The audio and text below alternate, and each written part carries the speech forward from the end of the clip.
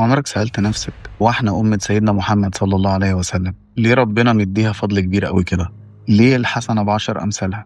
وليه لمجرد إنك تنوي الخير حتى لو ما عملتوش بيتحسب لك حسنة؟ وليه لو فكرت تعمل الذنب وبعدين قلت لأ أنا مش هعمله علشان أنا خايف من ربنا يتحسب لك حسنة؟ النهاردة أنا هحكي لك قصة لو فهمتها صح هتعرف قيمة أنت إزاي من أمة سيدنا محمد صلى الله عليه وسلم، وهتخليك تبص لنفسك وتقول يا ترى أنا مستغل النعمة دي ولا لأ؟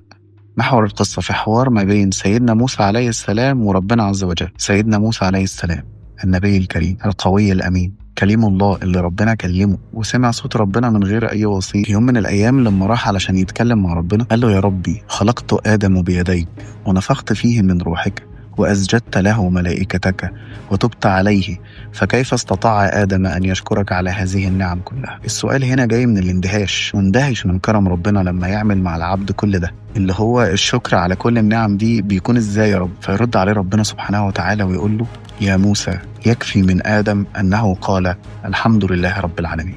بس كده؟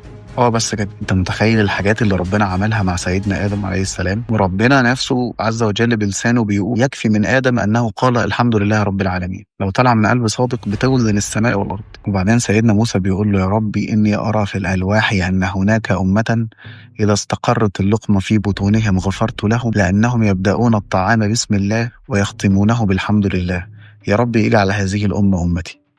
فربنا سبحانه وتعالى بيرد عليه ويقول له يا موسى إنها أمة محمد. فيقول له يا ربي إني أرى في الألواح أن هناك أمة إذا هم أحدهم بفعل سيئة ولم يفعلها من خشية الله كتبت له حسنة، يا رب اجعل هذه الأمة أمتي. يعني لو حد فكر يعمل سيئة وما عملهاش عشان هو خايف من ربنا بس مش عشان أي حاجة تاني بتتكتب له حسنة. سيدنا موسى واقف هنا منبهر ومندهش، وبعدين يشوف حاجة تانية ويقول له يا ربي إني أرى في الألواح أن هناك أمة إذا هم أحدهم بفعل حسنة ولم يفعلها كتبت له حسنة وإذا فعلها كتبت 10 حسنات إلى 700 ضعف، يا رب اجعل هذه الأمة أمتي. يقول له يا موسى إنها أمة محمد. يعني مجرد إنك تنوي تعمل خير بس ربنا بيكتبها لك حسنة، ولما بتعملها مش بتكتبها لك في 2 في 3 لا بيكتبها لك في 10. فيرجع سيدنا موسى يقول له يا رب اجعل هذه الأمة أمتي، يقول له يا موسى إنها أمة محمد. وهنا سيدنا موسى عليه السلام بيتمنى بصدق ان هو يكون من الامه دي، يقول له يا رب اجعلني من امه محمد. احنا امه سيدنا موسى كان بيتمنى ان هو يكون واحد مننا واحنا مش مقدرين ده. احنا امه النيه عندها عباده، الخوف من الذنب عباده، والامتناع عن الحرام عباده. انت متخيل؟ يعني انت ممكن يكون ذنب انت متعود عليه او انت بتعمله وما تعملوش النهارده لمجرد ان انت خايف من ربنا علشان ربنا ما يزعلش منك، بتتكتب لك حسنه حتى لو ما عملش اي حاجه، انت بس منعت الذنب ده. يعني حتى الجهاد مع النفس محسوب. ربنا سبحانه وتعالى اكتر حد عارف التركيبه بتاعتك وعارف انك مش ملاك. ربنا عايزك تكون انسان يغلط بس يرجع ينوي خير ويتوب.